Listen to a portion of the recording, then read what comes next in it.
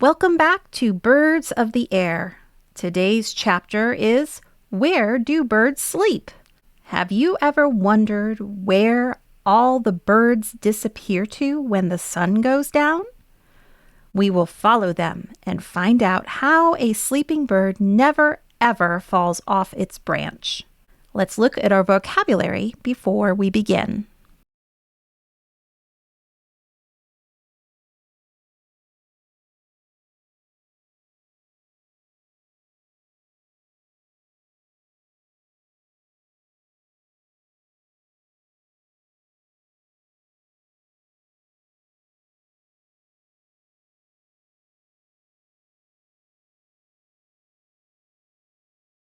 Where are all the birds at night? In the daytime we see them in the fields, on the trees and hedges, or on the cliffs. They feed in the garden, the orchard, and the wood. But in the evening, when the sun sets, we hear them singing as if they were saying good night, and then they disappear. Only the night birds are about after sunset. Owls hoot and fly after dark. Nightingales sing all night in warm summer weather. And if there are any corncrakes about, you will hear their tiresome cry, "Crake, crake," long after you want to go to sleep. But the other birds are nowhere to be seen. Where are they?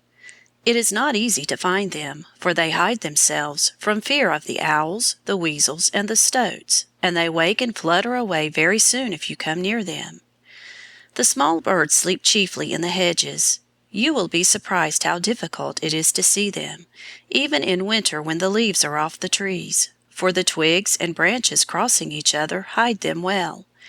No owl or hawk could seize a bird in a hawthorn hedge. But how do they keep themselves upon the twigs when they are fast asleep? If you or I tried to sleep standing up, we should fall, for our muscles would grow slack, our heads would nod, and our knees would give way under us. It is different with a bird. He sits on a branch and grasps it with his claws. Then he squats down and bends his legs. As he does this, a muscle round his knee joints pulls the muscles of his toes quite tight, so that his claws are kept clasped around the branch. He cannot move till he has raised himself up and straightened his legs, and thus set his claws free. So the more soundly he sleeps, the tighter he grasps the bough, and the less likely he is to fall.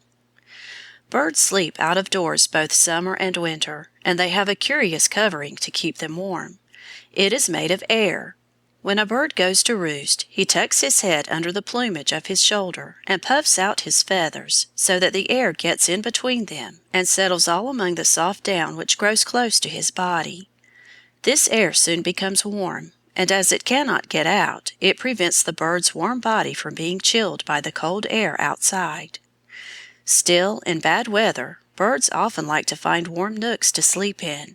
House sparrows, tits, wrens, and other small birds sometimes make holes in haystacks for their beds. The owls keep themselves warm in barns, church towers, and sometimes in holes in the trunks of trees. The blue tit loves to sleep under a thatched roof, and wrens often hunt up old nests in winter and huddle together in them to keep themselves warm. Swallows and swifts do not want to be kept warm, for they fly south in cold weather. In summer they perch on the rafters in the barns, and if you go into a barn after dark, you may often hear them flitting from one rafter to another if they are disturbed. Wood-pigeons roost on the fir trees in the wood, and hawks on the branches of the taller trees. Pheasants, too, roost in the trees of the wood, and it is curious that they always tell you where they go to bed, for they call "crock, crock" as they settle down to sleep.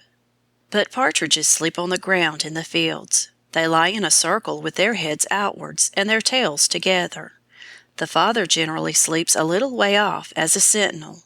Then, if a fox or a weasel tries to catch them in their sleep, any one that is awake and sees the enemy can give the alarm to the rest. All these birds sleep inland in the woods and fields, but if you can go to the seashore some summer evening and lie on the beach under the high cliffs, you may see other birds coming home to roost. Just as the sun is setting, many little birds from the fields perch in the bushes at the top of the rocks. Next come any jackdaws, which happen to live near the sea, cackling and chasing each other over the cliffs. They creep into holes to sleep. Then a few big cormorants sail in from the sea, followed by the gulls, and settle on the ledges halfway down the face of the cliff. Some croaking ravens come flying from the land and twist and tumble about before they too sit down for the night. The sand martins disappear into their holes in the sandstone rocks, and perhaps a falcon will come circling round in the air and swoop down in some quiet nook. Then after a time the cackling and the croaking cease, and as the sun rises all is quiet. But if you look on the silvery water you will see that many of the gulls are still floating on the waves, and they may remain there all the night.